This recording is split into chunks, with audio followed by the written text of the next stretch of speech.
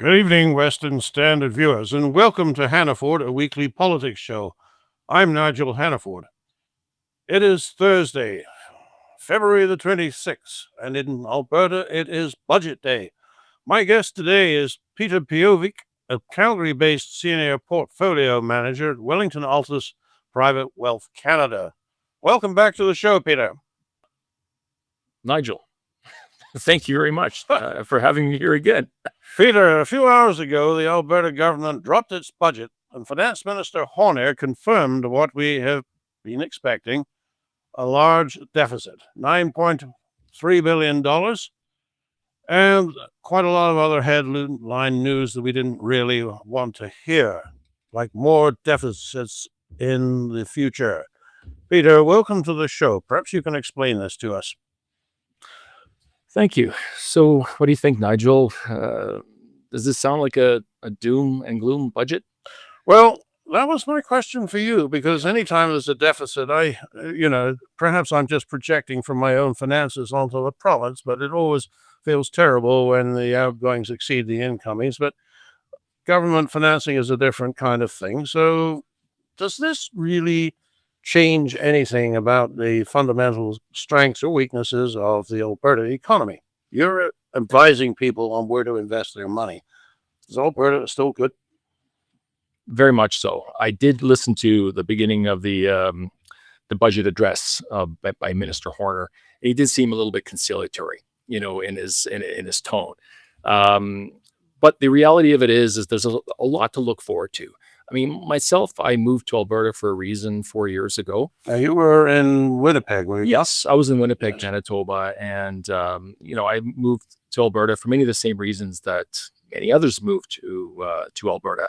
That it's one of the best, if not the best place in the country, really, if you're seeking, what would you call it, economic prosperity or opportunities in general. And I don't really see anything changing from that in this budget. So just to look at a few things. First of all, deregulation, both in the United States and Canada, even federally, and in Alberta as well. We're going through a deregulation cycle, or where regulations are being looked at, and it's being addressed as to how efficient or inefficient those regulations are, and are they helping or hurting the economy. And certainly the push right now is to make things better and run smoother. And it's quite well known that many projects have not gotten off the ground, both in Alberta and many other parts of Canada, due to basically an overly heavy regulatory environment. And I think there's a consciousness right now that needs to change. And Alberta is probably at the spearhead of that. So that's maybe just to ask you about that regulatory environment. Much of it has to do with imposing a green orthodoxy on the energy industry. Yes. So you can make the case that some of these things, like containing methane leaks, are just a good thing to do anyway. Mm-hmm. But when it becomes such a burden to the industry that is starting to affect production and people's willingness to invest, what have you seen in deregulation that gives you hope? Well, first of all, there's a bit of order. If you look at the MOU that was recently signed, there's a lot more clarity in terms of the direction that they're going with respect to, say, carbon capture and also industrial carbon taxes. So while we may not all like what we heard there, at least we have some certainty and some clarity in terms of the direction that they're going, for starters. And there's been, like I said before, multiple examples of projects just simply not getting off the ground due to excessive regulation, or approvals that just took, essentially way too long, for them to come to fruition. And some of those projects ended up going to the US. So at least we have an awareness of that right now. And I do believe change is coming, but it's not really just, regulations. Like, there's opportunities here, for the federal government with respect to tariff negotiations and negotiating a new trade deal in the US that, if done correctly, could end up helping things in the next year to 2 years.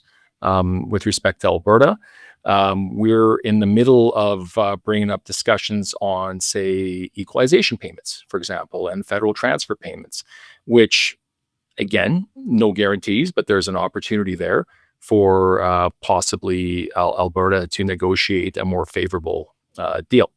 Put it another way, we saw that $9 billion plus deficit right now, but what would the deficit be if we weren't paying so much in equalization payments as a collective society, not the government? Of course, the government doesn't pay directly to the federal government for transfers, but the people of Alberta and the business of Alberta do. So I would hazard a guess that it may not be 9 billion plus. It'd be something less than that, if not even zero. So there's opportunities there. Well, what is considered to be a reasonable guess at the cost of equalization to Alberta? I think it's pretty high. It's quite high. So if it depends if you're looking at just equalization or total, let's call it transfers or transfers of wealth outside of Alberta.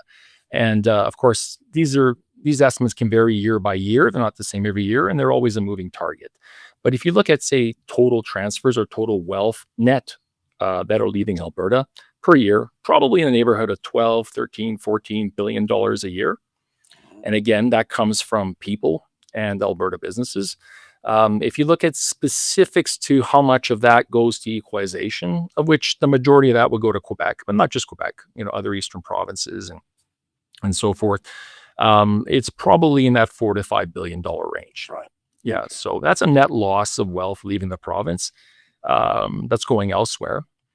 And I think the intent is good. You want to share in the wealth to some degree across Canada, but some problems can arise from that. So, for example, if certain provinces are, say, receiving equalization for free, essentially, and that now disincentivizes them to develop their own natural gas resources. So, for example, Quebec, has tremendous ability to generate resource extraction. So does New Brunswick. There's shale gas opportunities there, and many other provinces. But maybe the incentive is not quite there if they're receiving Alberta equalization. So these are things that are hopeful. They're not baked in. No, they are opportunities. They are opportunities. The fundamentals of Alberta, like where we make our money, the size and skills of our workforce, they haven't changed, but there's not enough. So what are the opportunities on the cost-cutting side when you have massive increases in immigration into the province? Okay, so the cost-cutting would be, let's call it a controversial topic, because there's a percentage of government spending that's actually attributed to GDP. Okay, and this is actually a good news story for Alberta. You can measure province by province, across the country, and basically ask the question. It's like, okay, that province has, X amount of GDP. How much of that GDP is directly attributed to government spending? And in the case of Alberta, it's the lowest in the country by far. Really? Yeah. Really, yeah. It's there are some provinces where that number could be 30%, 40%, or even more than 40%, without naming the provinces, of course. And in Alberta, I think I have the number here somewhere, but I believe it's in that 20 percentile range. It's low. It's substantially lower than other provinces. So we're already pretty lean with respect to that as a percentage of GDP. And then, but keep in mind, when you cost cut, there is also a hit to GDP. In the case of Alberta, that hit is lower because it has a lower attribution of government spending to GDP. I think a province such as Alberta would be more attractive to investors if they have a low government investment in the economy. Yeah. I mean, you don't want to invest in a private sector economy. Private sector economy. Yeah. So not a public sector economy. Alberta is a private sector economy predominantly, more than other provinces. Amen, and long may it last. So, okay, I am prepared to accept at face value the finance minister's line that the difficulties they face this year are a consequence of low oil prices and of very high levels of in-migration. Saying in-migration rather than immigration because, it can be people like you who are moving in And you bring all your children with you, and Yeah. now we need a new school in Northwest Calgary. Yeah. No, seriously, Peter, if that's if we have a growing economy, why do we not have a growing tax base? How much of this is really immigration? How much is it oil is depressed? I would say the majority is, I mean, without looking at the details of the numbers, you and I both just, Yeah. they were a very short look at the budget. I'd say mostly it's oil prices. Yeah. Sure, some could be attributed to immigration, however you want to call it, but it's an offset again. I moved here, 4 years ago from Manitoba. A lot of immigrants that come to Alberta are paying taxes. Some are not. So it really comes down to the proportion of the immigration that's coming in. Are they economic migrants or the other types of migrants? So it might come down to, you call it a quality over quantity argument. So I guess what people want to know, what I want to know, is how big a problem is this? I mean, we have got inflation locked into the economy. So if we say we've got a $9 billion deficit today, that's probably like a $6 billion deficit 10 years ago. Well, not to be quoted, but these things do matter. And $60 oil today, what would that have been 10 years ago in terms of real purchasing power? Yeah. So if when I look at my bank account, I see what you're saying. Investments are higher numbers, but they don't buy what they bought 10 years ago. So are we is this as bad as it looks? No, it's not. So again, so what you're referring to is specifically monetary inflation, as opposed to necessarily just looking at CPI. CPI is part of it, but it's definitely more of a monetary inflation argument. So to your point, $9 billion today. If you look at it 10 years ago, it's not $9 billion. It's something less than that. We have to do the math in terms of what the exact numbers are, but you're probably not far off, in your estimate. So, but that also is attributable to GDP as well. So GDP over time, part of that increase in GDP is actually also attributed to monetary inflation. So it kind of goes both ways. That's why it's really important to look at GDP ratios, whether it's net to GDP ratios or net GDP ratios or gross GDP ratios. And in either case, actually, Alberta, by far has the lowest debt to GDP ratios in Canada. So despite the budget that we just seen, we are still far ahead of any other province in the country in terms of either net debt to GDP ratio or even gross debt to GDP ratio. So what roughly would be our gross debt to GDP ratio? It's in the budget documents. It's in that 8th percentile. Sorry, not the gross. They quote the net they quote the net in the budget. It's in that let's call it 8.5, 8.7 range. The one thing I did see briefly in the budget document that just got released a short time ago is they are projecting that net debt to GDP ratio to rise over the next 3 years, from in that 8th percentile range up to 10, 11, and 12. So what would be the GDP to deficit ratio for the federal government? So it's higher. Yeah, well, I think it's vastly higher. It's vastly higher. It's significantly higher, but just to compare it to other provinces. So Saskatchewan is around 15%, currently. Now that will be the next closest one. British Columbia is around 26%, a little bit over. Ontario is around 37%. Quebec's around 40%. So, once again, we're not really in a bad place. And if you look at gross ratios, debt to GDP, Alberta is again the lowest at around 30%. Nova Scotia is closer to 40. British Columbia is about 40. Quebec's at 83, and Manitoba is also at 83. So, your old home. Well, yes, all right. Yes, it is. So when you advise clients, they're looking at an investment in Alberta, I say, well, you guys are running deficits. Who's running the show there? Do these people have a sure, they have a low debt to GDP ratio today. What was it 10 years ago? Are they getting worse? Are they getting better? Cannot confidently place my money in Alberta with the expectation that the place is not going to go broke. Yes, we are nowhere near the debt to GDP ratios, whether it's net or gross, to the point where there's any discussion whatsoever about going broke, and far away from that.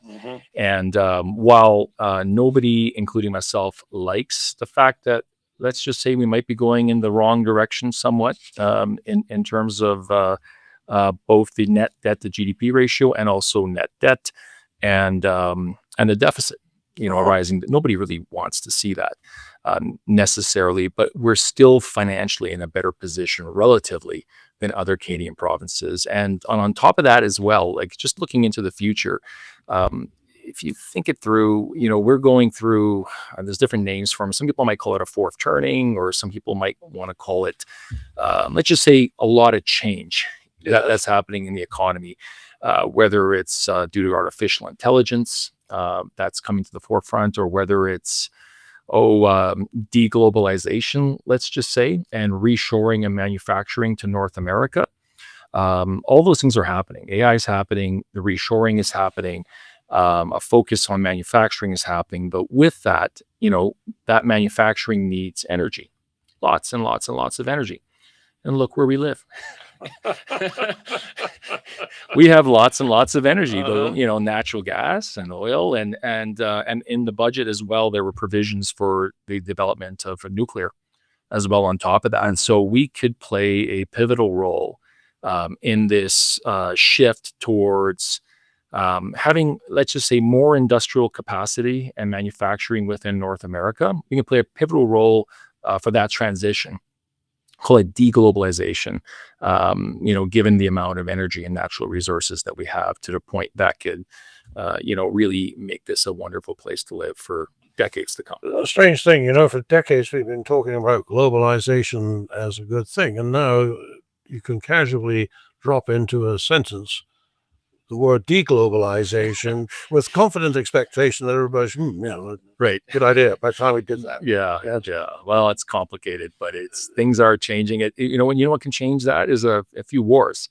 So if you have a few wars where all of a sudden, let's just say that we're running out of ammunition in those wars, to the point, and the reason we're running out is because we can't produce enough on our own without asking others, for that production, who may not want to give it to us. Okay, well, that is a harder thing to predict, and heaven help us. I hope it stays that way.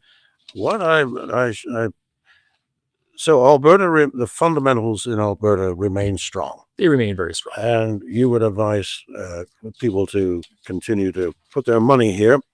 I was struck by the fact that there's no reported contributions to the Heritage Fund. Yes. I can sort of see that you don't put money into your TFSA when you're struggling to pay your visa bill. Yes. If I can use that as an analogy. But are there any costs to breaking step in that policy? Would they have been advised to keep it on? So potentially, I did read a quick excerpt in the budget document that the rationale there is that the rate of return of the Heritage Fund on its own, so with no additional contributions to the Heritage Fund, that the province of Alberta will reach their targets for the Heritage Fund by 2050. So in a way, you might just do one of these, saying we don't have to do anything, we can just let it grow and it'll get there. However, and it is a however with that, is there's a risk in that too as well. You're now relying on that rate of return to continue being what it currently is. And if it isn't for whatever reason, then that may not hold true. But that's even just looking at it from a financial perspective. The fund, from what I can tell, is invested primarily in financial assets. Other thing I may want to bring up is other reserve funds in other parts of the world, including down in the United States. it's not just a financial fund, so to speak. They in these reserve funds, they hold assets, call it minerals. It could be gold, it could be silver, it could be copper, it could be uranium, it could be basically, think of it this way: things that the economy may need in the future, whether it's for industrial output, manufacturing, or some sort of a monetary base. It doesn't necessarily all have to revolve around, you know, like looking at it just like an investment fund. Of course, we look at the projected goal of 200 and I think it's $250 billion. I believe that's what it was. Yeah, I have it written down there, something around there. What $250 billion is going to look like in 25 years, 24 years time. You get the same confidence out of that big number that you have today. It's like when you're planning retirement when you're 25. Right. Especially adjusted for Really- inflation. How much is that really? Yeah, Yeah. yeah. Oh well. I mean, if you had the premier's ear, would you say maybe expand the targets a little? I would say, if I had the premier's ear to, and obviously it's not wrong the way it's being done now, necessarily, but there is an argument to be had, or a discussion to be had, let's just say, but what does Alberta need in the next 20, 30 years? What does the economy of Alberta need? And what of that they need might, for whatever reason, come into shortage? And if it does come into shortage, should we not, let's stockpile some of it, or at least have that available to the economy of Alberta in the future. Or another argument would be, what happens to to money, let's just say, or how money is valued over the next 20, 25 years, and it's uncertain. So possibly diversifying a bit away from simply financial assets might be something they want to think about. Yes. Um, I mean, what does that actually look like? Could you actually find an old reservoir and pump all the oil back into it? Is that the sort of strategic reserve you're talking about? I believe the United States has, I don't know the exact number, but it's something north of 20 commodities that they classify as a strategic reserve. Um, a lot of people don't really know that, but they do. So they're thinking ahead in terms of what the economy might need.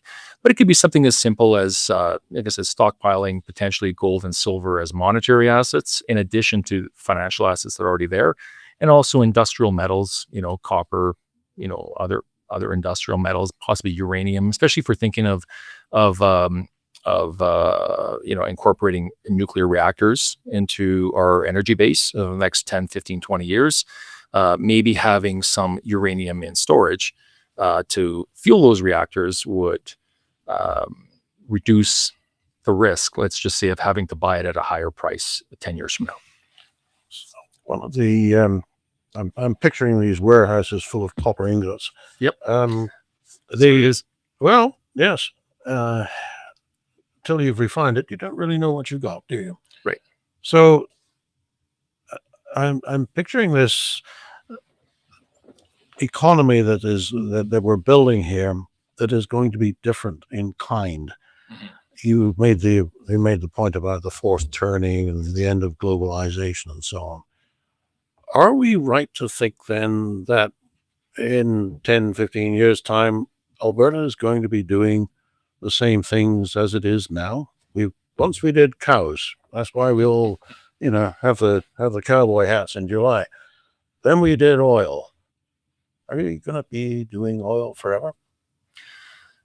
I could imagine we'd be doing oil for a very long time. Okay. Well into the next century. However, that doesn't mean that that's the only thing we would do. I can foresee a future where we're still, we still have lots of oil, lots of natural gas, but we have other sources of energy as well, including nuclear, and who knows what's going to be invented in the next 50 to 75 years. Who saw AI coming? So we keep doing what we're doing. Yep. And we keep trying to resist the higher wages in, I guess, let's face it, 80% of what they spend is in wages, and most of it is Yes. in education and health. At the same time as we have an expanding population and falling oil prices, stay the course and tough it out. times will change and times will get better.